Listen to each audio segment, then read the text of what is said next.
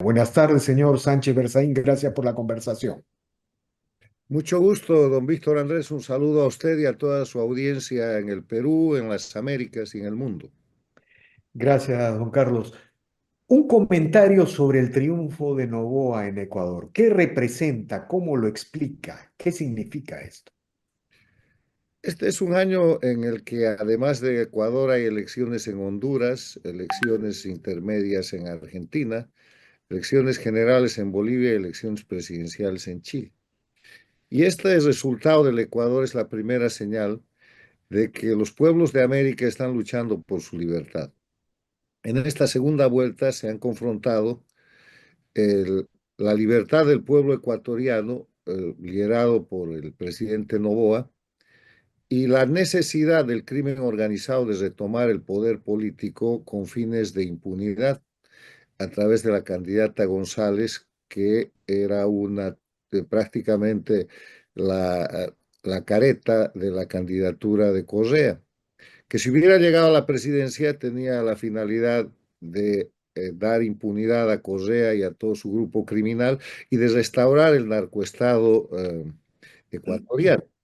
Hay que recordar que el Ecuador fue una dictadura por más de 10 años con Correa, que expulsó a la DEA, al embajador americano, que cerró la base internacional antinarcóticos de Manta, que estableció condiciones con presos políticos, con exiliados políticos, con ataques a la prensa como el diario El Universo y otros medios de televisión, estableció condiciones de control absoluto, pero que el presidente Lenín Moreno empezó un proceso de retorno a la democracia y puso al Ecuador, el presidente Moreno, en el camino de la democracia que lamentablemente no fue completado por la gestión del presidente Lasso, que salió con la muerte cruzada y dejó un gobierno de 18 meses al actual presidente Noboa, que llegó a esa presidencia después de que asesinaron al gran líder de la democracia ecuatoriana, Fernando Villavicencio. O sea, es una historia de narcoestado, de dictadura y de crimen, porque uno de los Crimen. papeles principales que tiene que cumplir en la gestión de los próximos años el presidente Noboa es terminar la transición del Ecuador a la democracia, que no está terminada y que consiste básicamente en dos hechos fundamentales. Primero, acabar con las leyes del sistema dictatorial, que son leyes que violan los derechos humanos. Algunos de esos preceptos están inclusive en la constitución que hizo Correa. Y el otro es luchar contra la impunidad, hacer cumplir las sentencias que la justicia ecuatoriana ha dictado y que están ejecutoriadas contra Correa y sus cómplices por penas privativas de libertad de 8 años y dar con los autores intelectuales, los autores mediatos del crimen perpetrado a Fernando Villavicencio. Todo señala al socialismo del siglo XXI, pero así como está haciendo Chile, con el teniente asesinado que está ya señalando a la dictadura de Maduro, a Diosdado Cabello y a su entorno como los autores intelectuales, el Ecuador tiene que avanzar en un camino igual para llegar a los operadores, a los dirigentes de lo que se llama socialismo del siglo XXI, que son sin duda los autores intelectuales de ese crimen. Ahora, el tema de la Constitución, usted lo ha señalado, una de las plagas que deja este eje bolivariano cuando llega al poder y a veces es expulsado del poder, son estas constituciones. Y es evidente que Ecuador no va a recuperar plenamente su democracia, su sistema republicano. A ver, ¿cómo lo llamaría si es que no reforma radicalmente la constitución que dejó Correa? Yo ¿Cuál es? creo, yo creo que lo va a lograr. Lo va a lograr porque hay un consenso nacional en el sentido de que esa constitución tiene contenidos que son violatorios de la soberanía del Ecuador. Por ejemplo, el hecho de no poder instalar convenios internacionales para establecer bases de lucha contra el crimen. Cesaron la base de Manta por disposición de Correa, pero además pusieron una norma en la Constitución donde eso no se puede volver a hacer y eso es una atrocidad. Hay cuestiones que violan directamente los derechos humanos y que afectan a las instituciones y lo que tiene que hacer el pueblo y el gobierno ecuatoriano es descorreizar quitar el crimen organizado de las instituciones públicas del Ecuador. Hay muchas instituciones todavía donde están los correístas y donde tienen poder. La primera vuelta de esta elección le ha dado al socialismo del siglo XXI, al crimen organizado, presencia importante en el Congreso ecuatoriano. Y eso tiene que merecer una operación política para que la gente que quiere hacer política adecuadamente se margine de la opción de ser soporters o ser defensores del crimen organizado liderado por Correa, que es el operador principal del castrochavismo de Cuba y Venezuela en Ecuador. O sea, hay una tarea muy importante. El triunfo es extraordinario, marca un camino que este año ha venido avanzando en materia de lo que es la defensa de la libertad y la democracia en la región, que se ha visto ensombrecido con la no entrega del poder el 10 de enero, que debió producirse en Venezuela al presidente electo de Venezuela, pero que avanza con otros procesos electorales que son muy desafiantes, entre los que está Bolivia, el 17 de agosto, en noviembre Chile y también Honduras. La Mm. importancia de estos, y en medio de eso, las elecciones de plazo intermedio de diputados y senadores en la Argentina, que pueden darle o no una mejor presencia o una mayoría al presidente Milei que no la tiene. Y en todas estas elecciones vamos a ver la confrontación entre el socialismo del siglo XXI y la libertad, con una excepción que es Bolivia. En las elecciones de Argentina, en la de Chile y en la de Honduras, vamos a ver condiciones de democracia. Honduras bajo observación, pero en Bolivia estamos hablando de una dictadura Eso electoral. es lo que quiero preguntarle, don Carlos.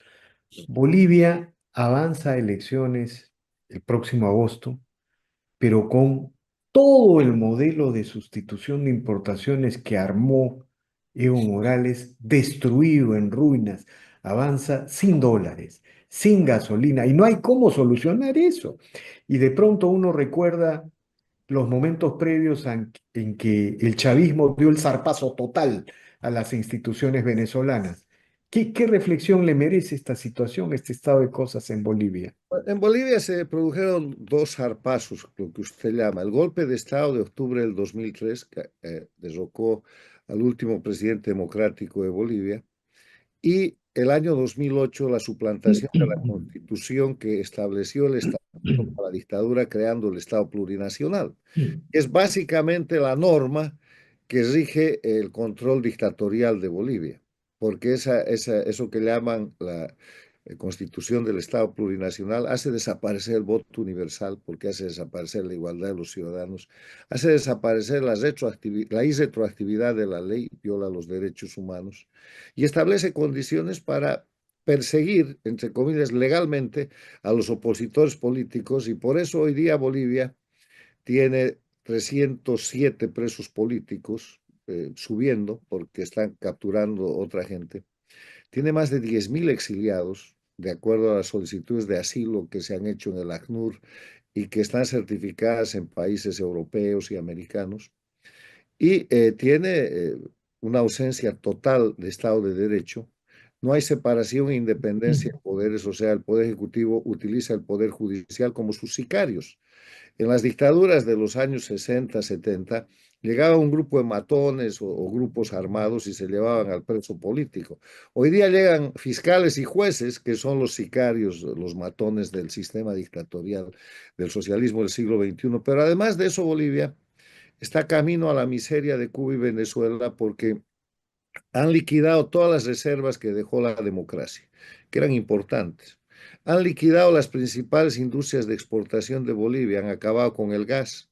Cuando Bolivia el año 2003 exportaba gas a Brasil y a Argentina y estaba lista para exportar gas a México y Estados Unidos, las capacidades gasíferas del Perú con Camisea eran un buen proyecto, no existían.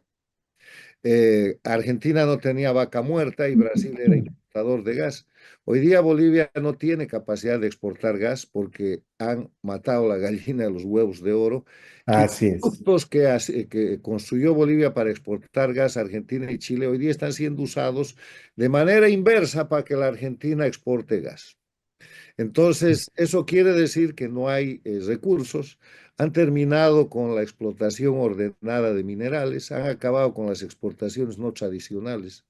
Bolivia, antes de que llegue este momento del socialismo del siglo XXI, exportaba carne, exportaba pollo, exportaba soya, exportaba productos no tradicionales en grandes cantidades, exportaba incluso floricultura, y bananas.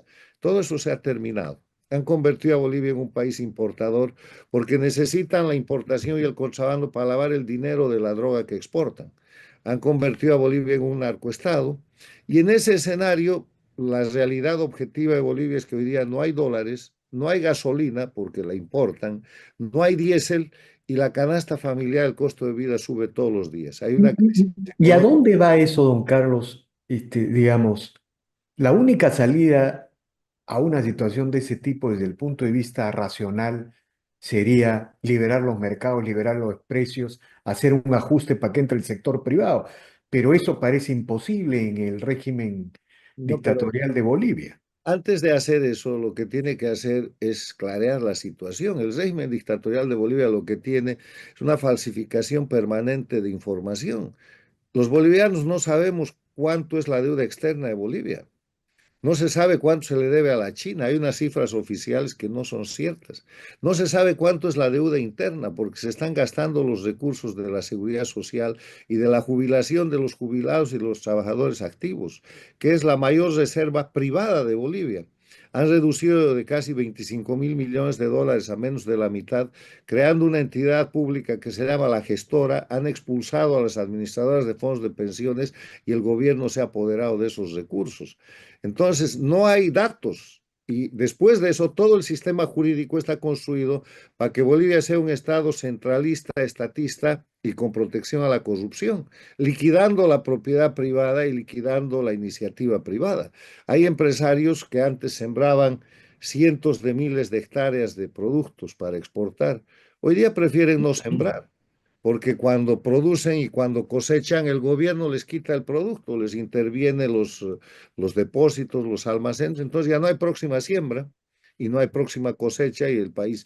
El camino de Bolivia es el camino de la miseria que vemos hoy día en Cuba y en Venezuela, si es que no hay un proyecto serio que no se vislumbra todavía a 4 meses de la elección, de reemplazar la oposición funcional que es la oposición que le hace el juego desde hace 20 años a la dictadura, por una oposición real. Hay un atisbo de que apareciera una oposición real, pero ya han acusado de golpista al candidato y están persiguiéndolo.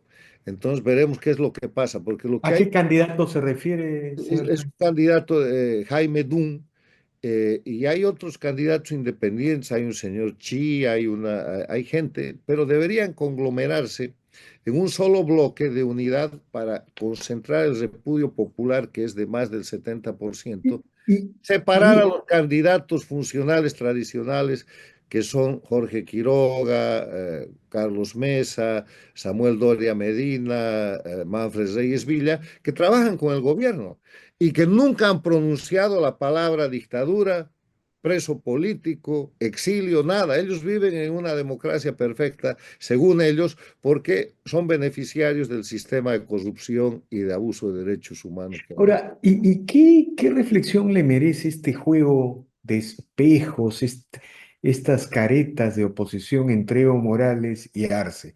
¿Esa pelea es real o es parte del escenario que monta el régimen dictatorial? Esa es la disputa por la corrupción. Arce Catacora le ha quitado a Evo Morales gran parte de la corrupción, le ha quitado las aduanas, le ha quitado el negocio de comprar gas y gasolina, gasolina y diésel, le ha quitado el control interno de la administración pública. Y Evo Morales se ha quedado con el control del narcoestado, que no funciona completamente si no tiene aduanas para traficar los precursores, traficar la droga y volver a meter el capital a través del contrabando, y si no tiene gasolina y diésel para producir como producto esencial, convertir la coca en pasta base de cocaína. Entonces, esa es la pelea. Y esa pelea se ha concentrado en la disputa por quién es el candidato. Eso va a ser resuelto desde afuera, eso lo va a resolver La Habana, Caracas. va a resolver Cuba y Venezuela. Y hay tres posibilidades. Evo Morales, que es el más popular de todos, no lo hacen figurar en las encuestas, pero de ese grupo es el más popular. El segundo es un operador de Evo Morales, joven, que se llama Andrónico Rodríguez, que está pidiendo ser el candidato, y el con menos opciones es Arce, Luis Arce, que no tiene ni el 1% de respaldo popular. Pero vamos a ver cómo, después de engañar al pueblo con estas peleas, esa cortina de humo, la dictadura presenta un solo candidato y, entre comillas, gana la elección. Y la va a ganar porque en Bolivia se está repitiendo lo que pasó en Nicaragua el 2021, lo que pasó el 2024 en Venezuela y lo que pasó en la propia Bolivia el 2019 y el 2020. Es una dictadura electoralista donde el pueblo vota pero no elige. ¿Y por qué? Porque el gobierno tiene control de un padrón electoral adulterado. Las autoridades electorales dependen del gobierno. No hay jueces independientes que ayuden al control de legalidad y nada. Más bien son los sicarios que persiguen a la oposición. El gobierno decide quién puede ser candidato y quién no. Inhabilitan al que quieren. En los hechos hay 10.000 inhabilitados que son los que están en el exilio y hay 307 más que son los presos políticos, entre los que está la expresidenta Áñez, el gobernador Camacho, etcétera. Le dan personería al partido que ellos quieren y finalmente eh, establecen los números que les conviene el día de la elección. O sea, son dueños de todo.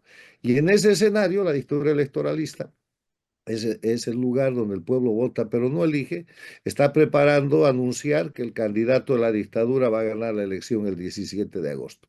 Espero que el pueblo de Bolivia tenga la fortaleza que parece que viene, parece que no, de formar un bloque nuevo de gente que por lo menos denuncie esta cosa, porque ¿cómo usted puede diferenciar en Bolivia o en cualquiera de los países del socialismo del siglo XXI qué es un opositor funcional y qué es un opositor real? El opositor funcional le va a hablar de la agenda del gobierno. Va a decir, aquí hay crisis de justicia, sí, hay crisis económica porque el imperialismo y porque no sé qué, hay crisis, o sea, va a atacar la superficie. El opositor de verdad va a decir, señores, esta es una dictadura, hay presos políticos, hay exiliados políticos, es un narcoestado y aquí la cuestión es la corrupción y la impunidad. Los candidatos que tengan estos elementos y otros elementos fundamentales en su agenda son opositores de verdad, pero no duran porque los meten presos a las pocas semanas. De acuerdo. Bueno, terrible. Es mucha sombra sobre el futuro de Bolivia, todo está ensombrecido en Bolivia, pero en Chile parecería suceder todo lo contrario. En Chile van a haber elecciones en noviembre y los tres candidatos más importantes provienen de la centro derecha y la izquierda parecería no tener posibilidades, aunque todo en interrogante.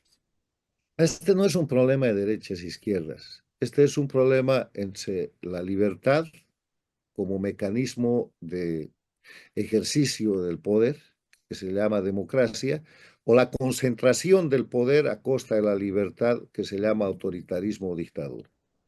El gobierno de Chile, Boric, empezó siendo un gobierno paradictatorial muy claro, sigue siéndolo respecto a Cuba, porque no, eso no menciona Boric, se ha desmarcado respecto a Venezuela, pero la realidad política lo ha obligado a luchar contra el crimen, a combatir el tren de Aragua, a encarcelar a los mapuches, a poner algo de orden. Entonces, en Chile la próxima campaña va a ser entre quienes quieren un futuro de Chile con libertad y quienes quieren un futuro de Chile con el título de socialismo a costa de la libertad de los chilenos. Y eso no es derecha o es izquierda, llámenle lo que quieran, pero parece que en toda la región y en el mundo la defensa de la libertad es la que tiene las de ganar. Y Chile, en lo que usted sí puede estar seguro, es que en Chile va a tener una elección democrática porque no hay un padrón electoral adulterado, por lo menos que se sepa hasta ahora. Hay idoneidad en jueces y en autoridades electorales, hay Estado de Derecho, entonces otra cosa. El otro tema que preocupa es Honduras, porque Honduras es hoy día uno de los gobiernos paradictatoriales de la región.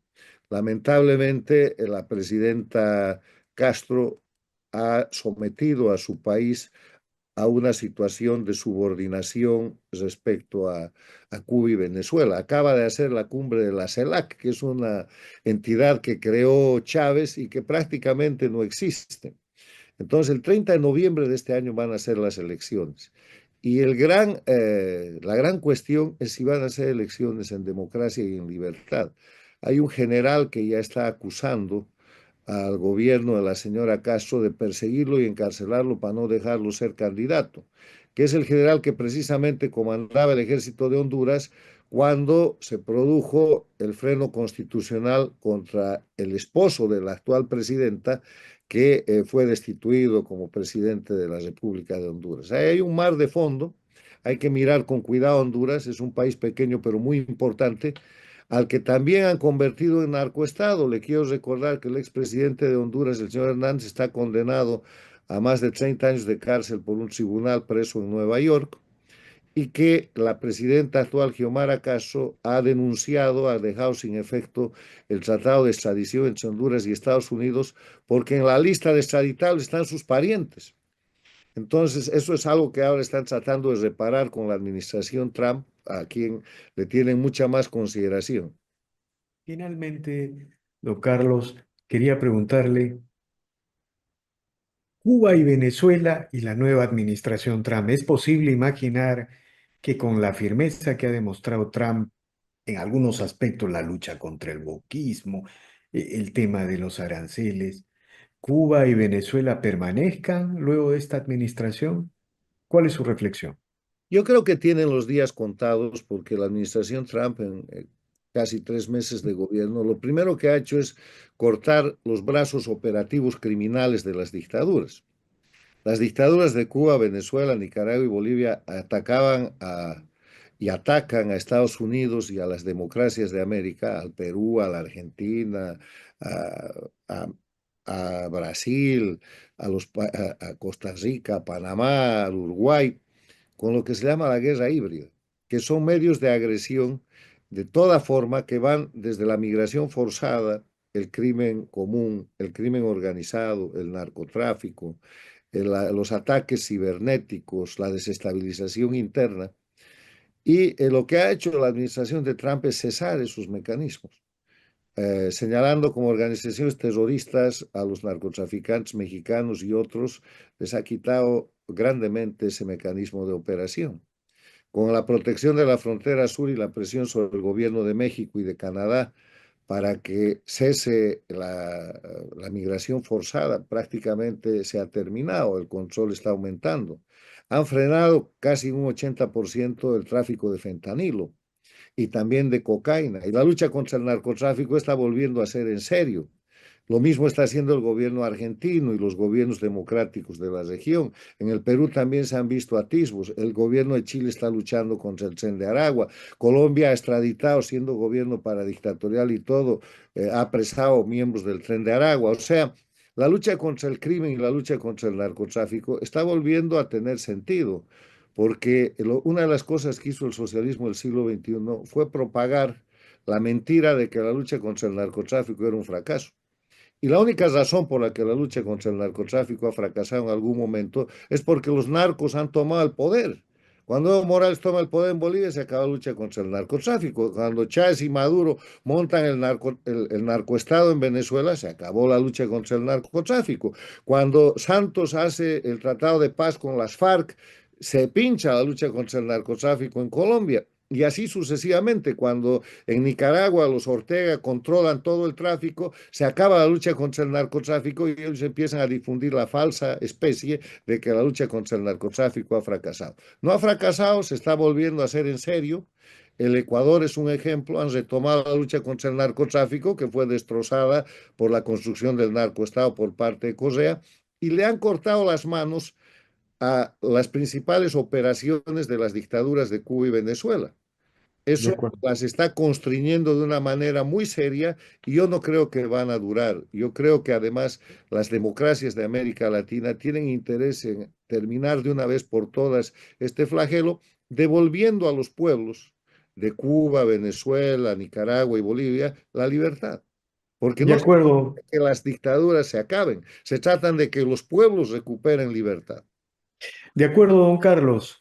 Infinitamente agradecido por estas declaraciones, por esta mirada que le hemos echado a América Latina, por este ojo especial con Bolivia. Le agradezco infinitamente y seguiremos conversando más adelante y suerte para toda la libertad y la democracia en América Latina. Mucho Muchas gusto, gracias. muchas gracias.